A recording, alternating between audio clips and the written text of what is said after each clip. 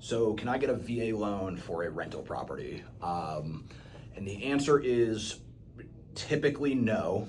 However, there are a few exceptions to that rule. So, if you're buying a single family home, VA loans are only allowed to be used for veterans' primary residence, right? The nuances or kind of exceptions to that, there's two that I can think of right off the top of my head.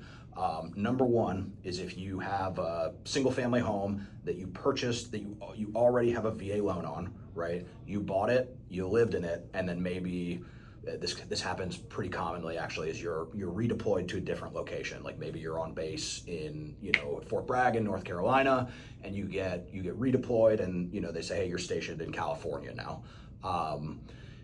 You can do a VA streamline loan as long as you bought the house originally as a primary residence. Just because you are no longer occupying it doesn't mean that you can't get a VA streamline. It's called an interest rate reduction loan, or an ERL. So those are for refinances. Those are available for non-primary residences if you already have a VA loan on that property, regardless of what its occupancy is.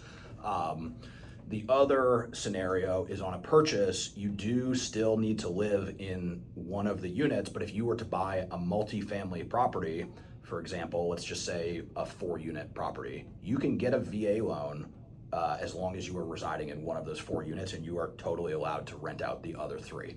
So, that technically is still considered a primary residence for mortgage purposes. However, that's a strategy that some people will use if they're looking to have some of their mortgage covered. Like maybe they have an opportunity to to buy a unit, live in one of them, and rent the other 3, and that covers their mortgage payment. I've seen that a bunch of times. That is absolutely allowed. You can get a VA loan on any 1 to 4 unit property. So technically, for industry terms, not an investment property, but can be a good investment if you set it up that way.